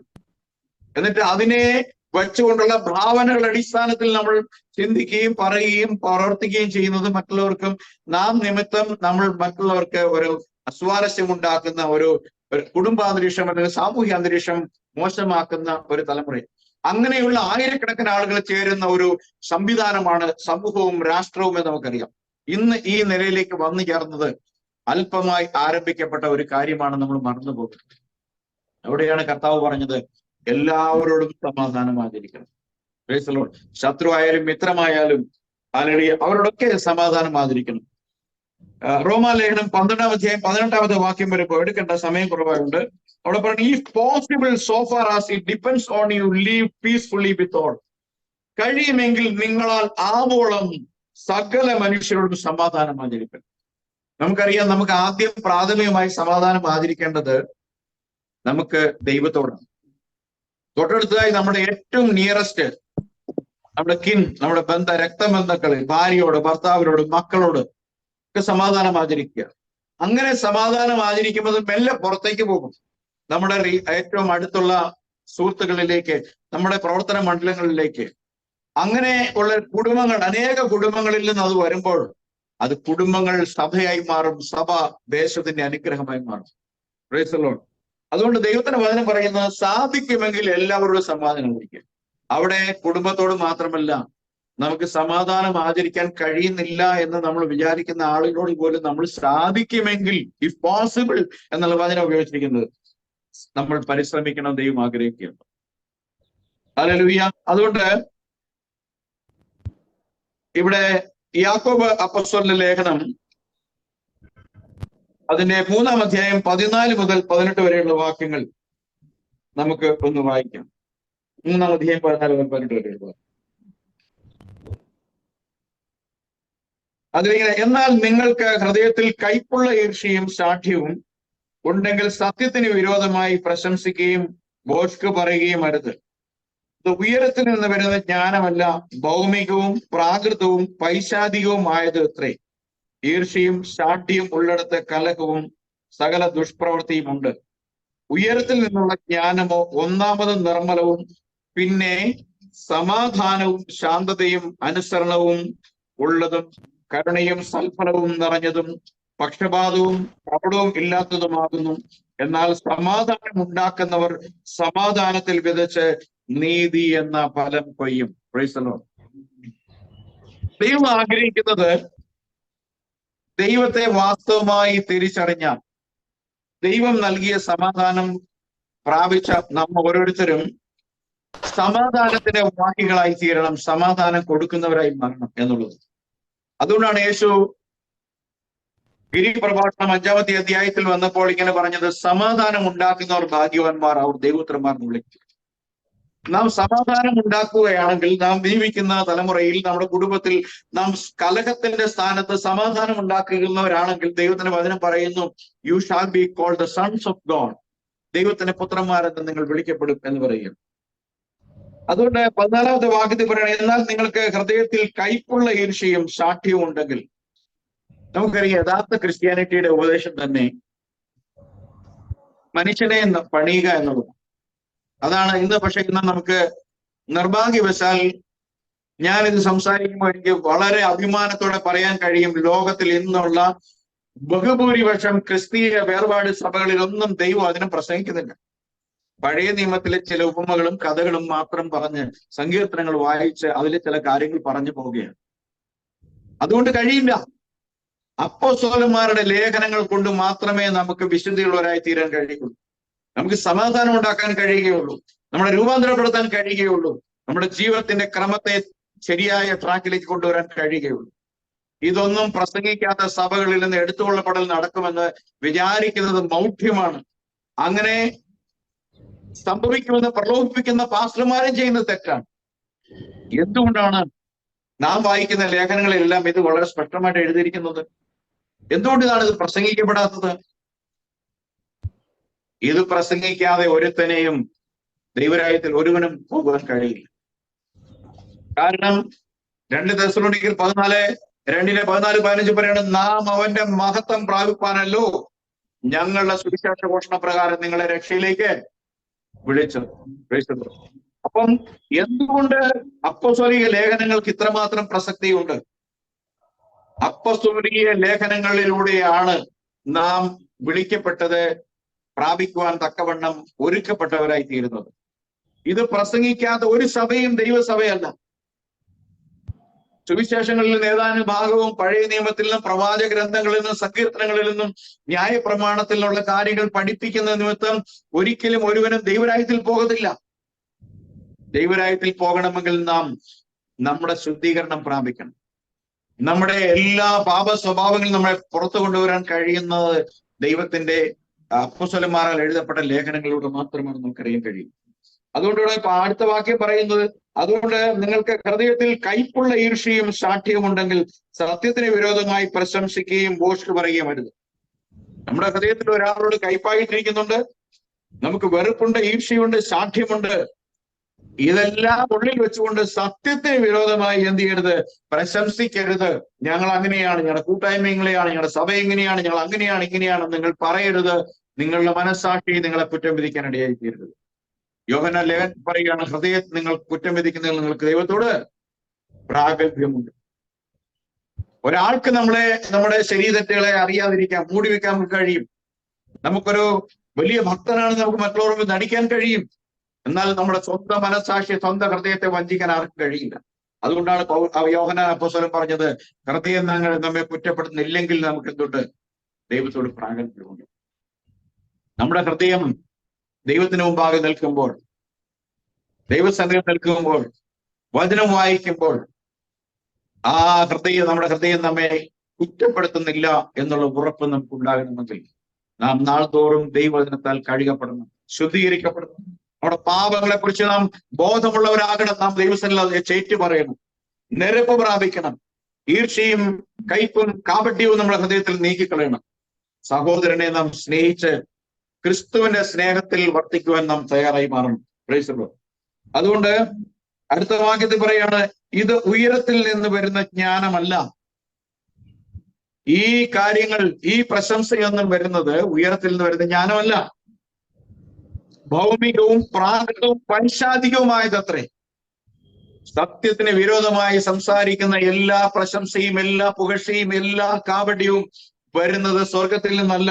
അത് പൈശാചികമാണ്, അത് പ്രാകൃതമാണ്, അത് ഭൗമികമാണ്, എർത്ത്ലിയാണ്, ഈ ഭൂമിയിൽ നിന്നുള്ളതാണ്. കാരണം ഈർഷ്യയും ശാഠ്യവും ഉള്ളിടത്ത് കലക്കവും സകല ദുഷ്പ്രവൃത്തിയും ഉണ്ട്. എന്നാൽ ഉയരത്തിൽ നിന്നുള്ള ജ്ഞാനമോ ഒന്നാമത് നിർമ്മലവും, പിന്നെ സമാധാനവും ശാന്തതയും അനുസരണമുള്ളതും കരുണയും സൽഫലവും നിറഞ്ഞതും പക്ഷപാതവും കാപട്യവും ഇല്ലാത്തതുമാകുന്നു. എന്നാൽ സമാധാനം ഉണ്ടാക്കുന്നവർ സമാധാനത്തിൽ വിതച്ച് നീതി എന്ന ഫലം കൊയ്യും. Praise the Lord. ഹല്ലേലൂയ. ദൈവത്തിന്റെ പരിശുദ്ധമായ നാമം വാഴ്ത്തപ്പെടുമാറാകട്ടെ. ഹല്ലേലൂയ. ദൈവത്തിന്റെ ദൈവകൃപയിൽ നമുക്ക് ആയിരിക്കാം. Praise the Lord. 2 കൊരിന്ത്യർ 13-ാം അധ്യായം അതിന്റെ 11-ാമത്തെ വാക്യം നാം വായിക്കുമ്പോൾ നാം ഇങ്ങനെ കാണുന്നു. 2 കൊരിന്ത്യർ 13:11. തീർച്ചയ്ക്ക് സഹോദരന്മാരെ സന്തോഷിപ്പിൻ, യഥാസ്ഥാനപ്പെടുവിൻ, ആശ്വസിച്ചു കൊള്ളുവിൻ, ഏക മനസ്സുള്ളവരാകുവിൻ, സമാധാനത്തോടെ ഇരിപ്പിൻ. എന്നാൽ സ്നേഹത്തിന്റെയും സമാധാനത്തിന്റെയും ദൈവം നിങ്ങളോട് കൂടെ ഇരിക്കും. Price the Lord. ദൈവവചനം നാം പഠിക്കുമ്പോൾ നമ്മളോട് ആവശ്യപ്പെടുന്ന ധാരാളം കാര്യങ്ങളുണ്ട്. ഇത് നാം കാണുന്നതൊക്കെയും റോമർ മുതൽ യൂദ വരെയുള്ള ലേഖനങ്ങളിലാണ് നമ്മൾ കാണാൻ കഴിയുന്നത്. ഈ ലേഖനങ്ങൾ ഓരോന്നും സൂക്ഷ്മമായി പഠിക്കുകയും നാം പാലിക്കുകയും ചെയ്താൽ അതിന്റെ അന്ത്യം ജീവനും സമാധാനം. Price the Lord. കാരണം ഇവിടെ പറയുന്നത് നാം എന്ത് ചെയ്യണം? എല്ലായ്പ്പോഴും എന്തിനും നമ്മൾ സന്തോഷിക്കണം. പ്രശ്ന സങ്കീർണമായ അവസ്ഥയാണെങ്കിലും, കഷ്ടനഷ്ടങ്ങളുടെ നടുവിലും ദൈവത്തിന്റെ വചനം നമ്മൾ പറയണം, അതിനെക്കുറിച്ച് ഭാരപ്പെടരുത്, സന്തോഷിപ്പിൻ, യഥാസ്ഥാനപ്പെടുവിൻ. നമുക്കറിയാം ബൈബിളിന്റെ പർപ്പസ് എന്ന് പറയുന്നത് യഥാസ്ഥാപനം. യഥാസ്ഥാപനം എന്ന് പറയുന്നത് ബൈബിളിലെ ഏറ്റവും ഉന്നതമായ ഒരു വിഷയമാണ്, ഏറ്റവും ഇമ്പോർട്ടന്റ് ആയ ഒരു വിഷയം. മനുഷ്യനെ യഥാസ്ഥാനപ്പെടുത്തുക എന്നുള്ളതാണ് എൻ്റെ ബൈബിളിന്റെ ഒരു തീം എന്ന് തന്നെ പറയാം. ഏതെനിൽ മനുഷ്യനെ യഥാസ്ഥാപനപ്പെടുത്തുക, ദൈവകൃപയിൽ നിന്ന് വീണുപോയ ആദാമിനെ പുനഃസ്ഥാപിക്കുക. അതിനുവേണ്ടിയാണ് ഒടുക്കത്തെ ആദാമായി കർത്താവായ യേശുക്രിസ്തു ലോകത്തിലേക്ക് വന്നത്. അതിനോട് പറയുന്നത് ആശ്വസിച്ചുകൊള്ളവൻ, ഏക മനസ്സുള്ളവരാകുവിൻ. ഒരു മനസ്സോടെ ഇരുന്നെങ്കിൽ മാത്രമേ ദൈവപ്രവർത്തികൾ വെളിപ്പെടുകയുള്ളൂ. നമുക്കറിയാം, ഞാൻ ആമുഖമായി പറഞ്ഞു, അപ്പോസ്തല പ്രവൃത്തി 2-ാമത്തെ അധ്യായത്തിൽ വായിക്കുന്നത് അവരെല്ലാവരും ഒരു മനപ്പെട്ട് ഒരു സ്ഥലത്ത് കൂടിയിരുന്ന് ദൈവത്തോട് പ്രാർത്ഥിച്ചു. Praise the Lord. They were in one accord, in one place. ഒരു സ്ഥലത്ത് തന്നെ ഒരു മനപ്പെട്ടിരുന്ന് അവർ ദൈവത്തോട് പ്രാർത്ഥിച്ചു. പെന്തക്കോസ്ത് ദിനം വന്നപ്പോൾ പരിശുദ്ധാത്മാവ് തീനാവുകൾ പോലെ അവരുടെ മേതേറുന്നു. Praise the Lord. അപ്പം ഈ ഐക്യത, ഈ ഏക മനോഭാവം ഇന്ന് സഭകൾ കാണുന്നില്ല.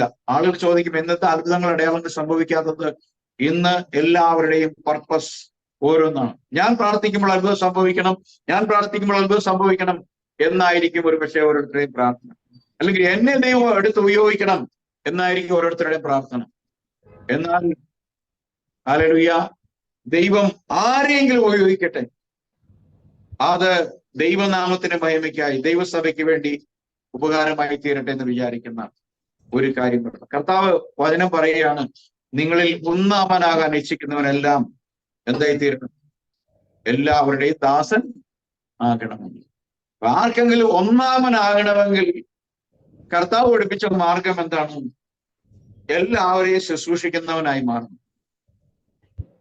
അനേകം ആളുകൾ പറയും ക്രിസ്ത്യാനിറ്റി പ്രാക്ടിക്കലായിട്ട് ഫോളോ ചെയ്യാൻ പറ്റുന്ന റിലീജിയൻ അല്ല. നമ്മൾ വളരെ പ്രാവശ്യം കേട്ടിട്ടുണ്ട്, ഇതൊന്നും ആർക്കും പറ്റുമോ, പ്രാപിക്കാൻ സാധിക്കാൻ പറ്റുമോ എന്ന് ചോദിക്കും. പക്ഷെ ഓൾ ഓഫ് എ സഡൻ എല്ലാം ഒരു ദിവസം കൊണ്ട് സാധിക്കത്തില്ല. എന്നാൽ നമ്മുടെ സമർപ്പണം, നമ്മുടെ ചിന്ത, അല്ലെങ്കിൽ നമ്മുടെ പർപ്പസ് ഓഫ് നമ്മൾ എന്താണ് നമ്മൾ ആഗ്രഹിക്കുന്നതിന്റെ ആ ഉദ്ദേശം, സത്യം ആത്യന്തികമായി കർത്താവിന്റെ രാജ്യത്തിൽ വസിക്കണമെന്നാണോ? അത് ആ ലക്ഷ്യം നമ്മളെ മുന്നിൽ കണ്ടുകൊണ്ട് നമ്മൾ പോയാൽ പടിപടിയായി നമുക്ക് നമ്മളെ മാറ്റിയെടുക്കാൻ കഴിയും. അതുകൊണ്ട് ഏക മനസ്സുള്ളവരാകുവാൻ സമാധാനത്തോടെ ഇരിപ്പിന്, എന്നാൽ സ്നേഹത്തിന്റെയും സമാധാനത്തിന്റെയും ദൈവം നിങ്ങളോട് ഇരിക്കും എന്ന് വിശുദ്ധ വേദപുസ്തകം പറയുന്നു. Price the Lord. പ്രോവർബ്സ് 16:7 വായിക്കുമ്പോൾ ഇങ്ങനെ വായിക്കുന്നത്, തന്റെ വഴി സൂക്ഷിക്കുന്നവൻ തന്റെ പ്രാണനെ കാത്തുകൊള്ളുന്നു.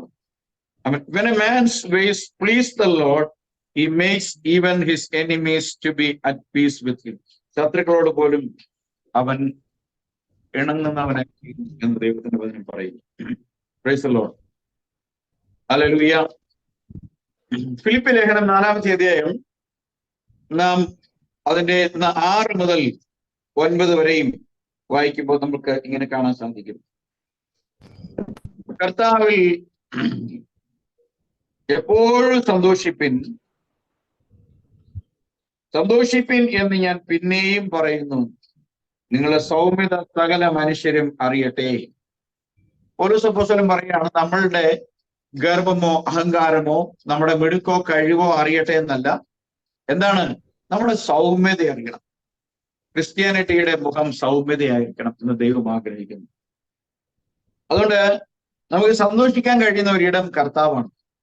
നമ്മുടെ പൗലോസ് പറയുകയാണ്, എല്ലാ പ്രശ്നങ്ങളുടെ നടുവിലും സന്തോഷിക്കാൻ ഒരു പ്ലേസ് ഉണ്ട്, ആ സ്ഥലം യേശുക്രിസ്തു.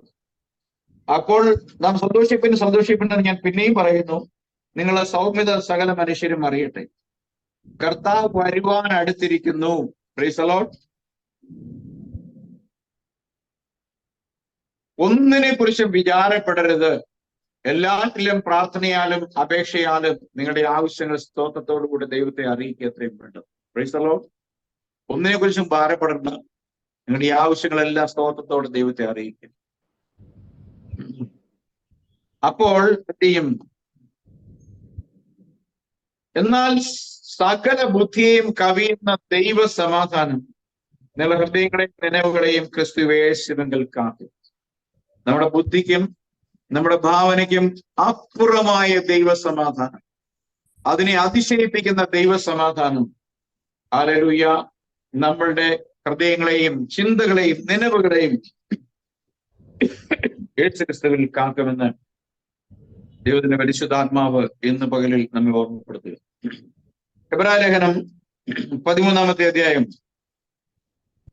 അതിന്റെ 20-ാമത്തെ വാക്യം നാം വായിക്കുമ്പോൾ നമുക്കിങ്ങനെ കാണുവാൻ കഴിയും, നിത്യ നിയമത്തിന്റെ രക്തത്താൽ ആടുകളുടെ വലിയ ഇടയനായ നമ്മുടെ കർത്താവായ യേശുവിനെ മരിച്ചവരുടെ നിന്ന് മടക്കി വരുത്തിയ സമാധാനത്തിന്റെ ദൈവം നിങ്ങളെ അവന്റെ ഇഷ്ടം ചെയ്യുവാൻ തക്കവണ്ണം എല്ലാ നന്മയിലും യഥാസ്ഥാനപ്പെടുത്തി തനിക്ക് പ്രസാദമുള്ള യേശുക്രിസ്തു മുഖാന്തരം നമ്മിൽ നിവർത്തിക്കുമാറാകട്ടെ. അവൻ എന്നേക്കും മഹത്വം. ഹല്ലേലൂയ.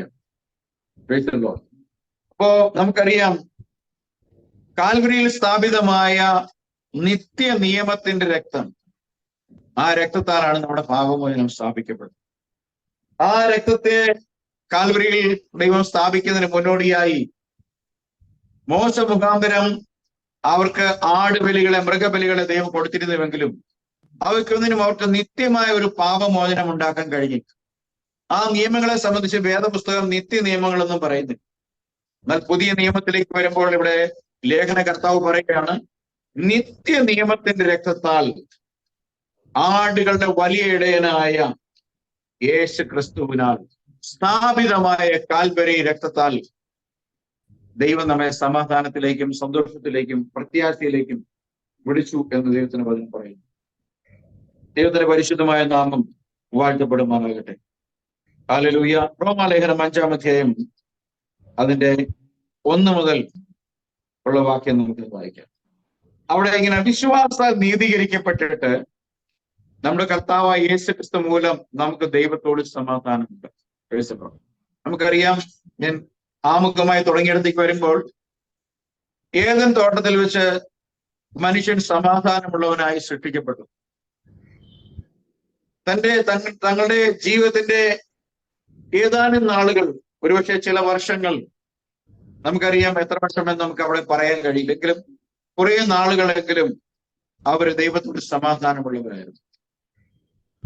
എന്നാൽ ആ സമാധാന ജീവിതം അധികം നാൾ നീണ്ടു നിന്നില്ല.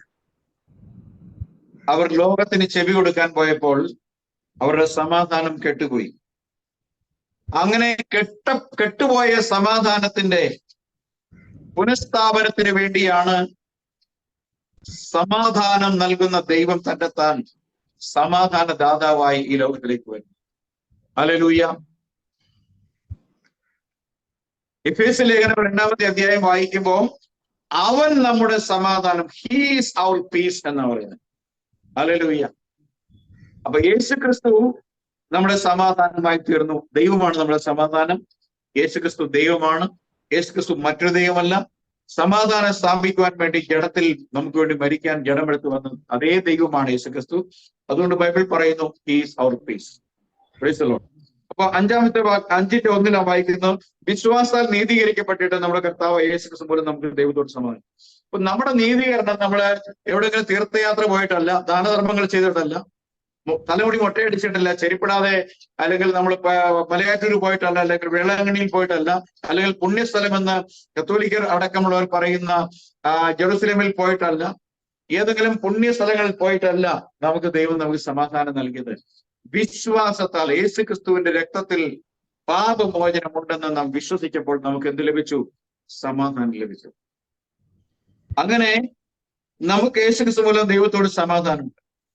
നാം നിൽക്കുന്ന ഈ കൃപയിലേക്ക് നമുക്ക് അവൻ മൂലം വിശ്വാസത്താൽ പ്രവേശനം ലഭിച്ചിരിക്കുന്നു. ഇന്ന് നാം ഈ കൃപയിൽ നിൽക്കുന്നുവെങ്കിൽ പ്രശംസിക്കാൻ നമുക്കൊന്നുമില്ല. അവൻ മൂലം, യേശു ക്രിസ്തു മൂലം നമുക്ക് എന്ത് ചെയ്തു? പ്രവേശനം ലഭിച്ചു ദൈവസന്നിധിയിലേക്ക്. നാം ദൈവ തേജസ്സിന്റെ പ്രത്യാശയിൽ പ്രശംസിക്കുന്നു. അത് തന്നെയല്ല, കഷ്ടത സഹിഷ്ണുതയെയും, സഹിഷ്ണുത സിദ്ധതയെയും, സിദ്ധത പ്രത്യാശയും ഉളവാക്കി എന്ന് അറിഞ്ഞ് നാം കഷ്ടങ്ങളിലും പ്രശംസിക്കുന്നു. പ്രത്യാശയ്ക്കോ ഭംഗം വരുന്നില്ല. ദൈവത്തിന്റെ സ്നേഹം നമുക്ക് നൽകപ്പെട്ട പരിശുദ്ധാത്മാവിനാൽ നമ്മുടെ ഹൃദയങ്ങളിലേക്ക് പകർന്നിരിക്കുന്നുവല്ലോ. ഹല്ലേലൂയ. നാം ബലഹീനരായിരിക്കുമ്പോൾ തന്നെ ക്രിസ്തു തക്ക സമയത്ത് അഭക്തർക്ക് വേണ്ടി മരിച്ചു. നീതിമാന് വേണ്ടി ആരെങ്കിലും മരിക്കുന്നത് ദുർലഭം, ഗുണവാന് വേണ്ടി പക്ഷെ മരിപ്പാൻ തുനിയുമായിരിക്കും. ക്രിസ്തുവോ നാം പാപികളായിരിക്കുമ്പോൾ തന്നെ നമുക്ക് വേണ്ടി മരിക്കിയാൽ ദൈവം തനിക്ക് നമ്മോടുള്ള സ്നേഹത്തെ പ്രദർശിപ്പിക്കുന്നു. Price the Lord. അവൻ രക്തത്താൽ നീതീകരിക്കപ്പെട്ട ശേഷമോ നാം അവനാൽ എത്രയധികമായി കോപത്തിൽ രക്ഷിക്കപ്പെടും. ശത്രുക്കളായിരിക്കുമ്പോൾ തന്നെ നമുക്ക് അവന്റെ പുത്രന്റെ മരണത്താൽ ദൈവത്തോട് നിരപ്പ് വന്നുവെങ്കിൽ നിരന്ന ശേഷം നാം അവന്റെ ജീവനാൽ എത്ര അധികമായി രക്ഷിക്കപ്പെടും. Price the Lord. മാത്രമല്ല, അത്രയുമല്ല, നമുക്ക് ഇപ്പോൾ നിരപ്പ് ലഭിച്ചത് കാരണമായ കർത്താവായ യേശു ക്രിസ്തു മുഖാന്തരം നാം ദൈവത്തിൽ പ്രശംസിക്കുകയും ചെയ്യുന്നു. Price the Lord. ദൈവത്തിന്റെ പരിശുദ്ധമായ നാമം വാഴ്ത്തപ്പെടുമാറാകട്ടെ. അപ്പോസ്തലന്മാരുടെ പ്രവർത്തികളുടെ പുസ്തകം 10-ാം അധ്യായം 36-ാമത്തെ വാക്യം കൂടി നമുക്കൊന്ന് വായിക്കാം.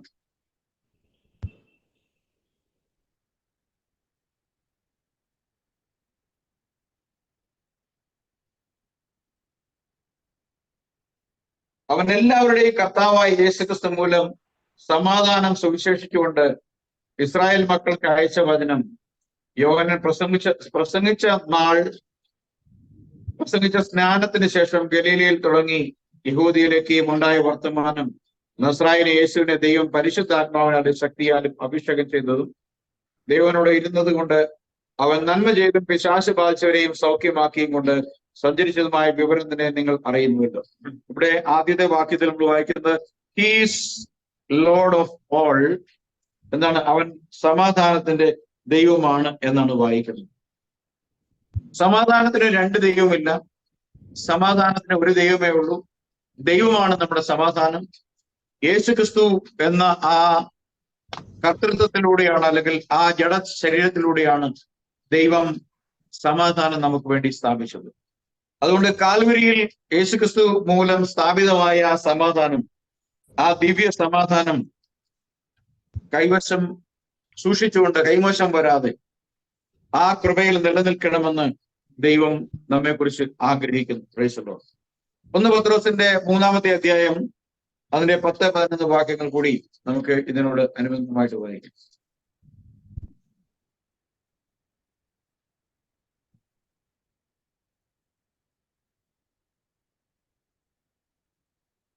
പത്രോസ് 3:10. ജീവനെ ആഗ്രഹിക്കുകയും ശുഭകാലം കാണുവാൻ ഇച്ഛിക്കുകയും ചെയ്യുന്നവൻ ദോഷം ചെയ്യാതെ തന്റെ നാവിനെയും വ്യാജം പറയാതെ അതിരത്തെയും അടക്കിക്കൊള്ളട്ടെ. അവൻ ദോഷം വിട്ടകന്ന് ഗുണം ചെയ്യുകയും സമാധാനം അന്വേഷിച്ച് പിന്തുടരുകയും ചെയ്യട്ടെ. Price the Lord. ഇവിടെ വളരെ വ്യക്തമായിട്ട് അപ്പോസ്തലനായ പത്രോസ് ഇങ്ങനെയാണ് പറയുന്നത്. Price the Lord. ജീവനെ ആഗ്രഹിക്കുകയും ശുഭകാലം കാണുവാൻ ഇച്ഛിക്കുകയും ചെയ്യുന്നവൻ ദോഷം ചെയ്യാതെ തന്റെ നാവിനെയും വ്യാജം പറയാതെ അതിരത്തെയും അടക്കിക്കൊള്ളട്ടെ. യാക്കോബ് അപ്പോസ്തലൻ പറയുന്നത് നമ്മുടെ അവയവങ്ങളിൽ ഏറ്റവും പാപഹേതുവായ അവയവം എന്ന് പറയുന്നത് നാവാണ്. അനേക കലഹങ്ങൾക്കും തലമുറകളിലേക്ക് നീണ്ടു നിൽക്കുന്ന വിദ്വേഷത്തിനും കാരണമായി തീർന്നിട്ടുള്ളത് ഈ ചെറിയ ഒരു അവയവമാണ്. ഒരു ചെറിയ തീപ്പൊരി കാടിനെ കത്തിക്കുന്നു, എത്ര വലിയ കാടിനെ കത്തിക്കുന്നു, അതുപോലെയാണ് നാവും നമ്മൾ. പലപ്പോഴും നമ്മുടെ നാവ് നിയന്ത്രിക്കാൻ കഴിയാത്ത സംഭവങ്ങൾ നമ്മൾ പലരുടെയും ജീവിതത്തിൽ കണ്ടിട്ടുണ്ട്, നമ്മുടെ ജീവിതത്തിൽ ഉണ്ടായിട്ടുണ്ട്. എന്നാൽ നമുക്ക് എത്രമാത്രം നമ്മുടെ നാവിനെ നിയന്ത്രിക്കാൻ കഴിയുന്നുവോ അത്രമാത്രം നമ്മുടെ ശരീരത്തെ മുഴുവനും നിയന്ത്രിക്കാൻ കഴിയും. കാരണം നാവ് വലിയൊരു തിന്മയുടെ കാരണമായി തീർന്നിരിക്കുന്ന ഒരു അവയവമാണ് എന്ന് ദൈവത്തിന് വചനം പറയുന്നു.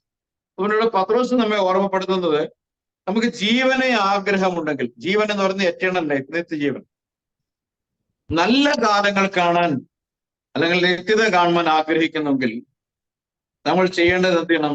ദോഷം ചെയ്യരുത്, നാവിനെ വ്യാജം പറയാതെ സൂക്ഷിക്കണം, നമ്മുടെ ആദരത്തെ നമ്മൾ സൂക്ഷിക്കണം. Price the Lord. നമ്മൾ വാവളിച്ച് സംസാരിക്കുന്നതിന് മുമ്പ് നമ്മളത് പറയണോ വേണ്ടയോ എന്ന് ആലോചിക്കണം എന്നാണ് ദൈവത്തിന് അതിന് ആഗ്രഹിക്കുന്നത്.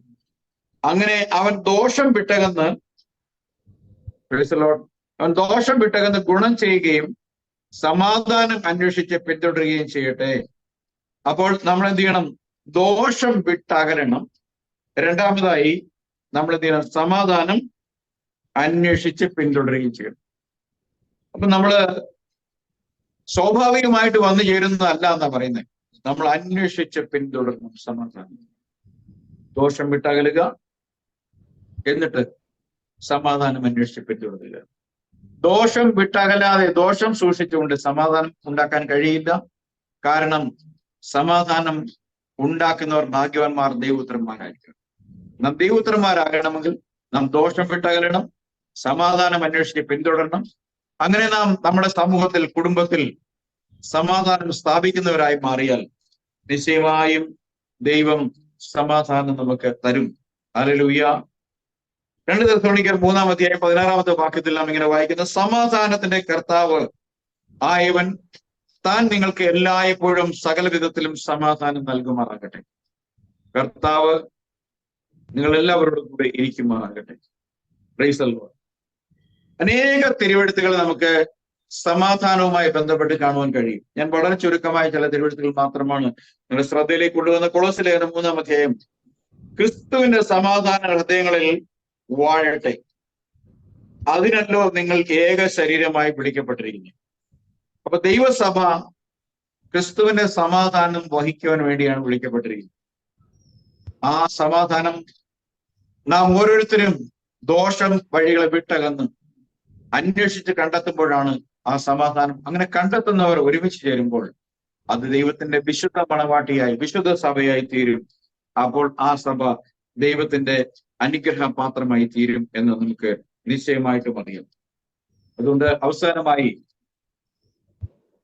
തെസ്സലോനിക്കർക്ക് എഴുതിയ ലേഖനം 1 തെസ്സലോനിക്കർ 5:23 സമാധാനത്തിന് ദൈവം തന്നെ നിങ്ങളെ മുഴുവനും ശുദ്ധീകരിക്കുമാറാകട്ടെ. നമ്മൾ ആമുഖമായ കുറിവാക്യത്തിൽ നമ്മൾ വായിച്ചത് സമാധാനവും ശുദ്ധീകരണവും തമ്മിൽ പരസ്പര പൂരകമായി വർത്തിക്കുന്നു എന്നുള്ള കാര്യമാണ്.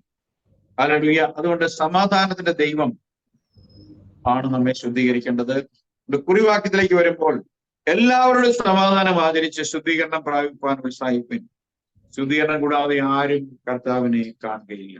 Price the Lord. ഇന്ന് ഈ പകലിൽ കർത്താവിന്റെ സന്നിധിയിൽ നാം ആയിരിക്കുകയായിരുന്നുള്ളൂ. നാം കേൾക്കുന്ന വചനം ഒരു ചെവിയോട് കേട്ട് മറ്റേ ചെവിയോട് കടന്നു പോകാനുള്ളവരല്ല. ദൈവസഭ എന്ന് പറയുന്നത് ഒരു പണിപ്പുരയാണ്, ഒരു വർക്ക്ഷോപ്പാണ്.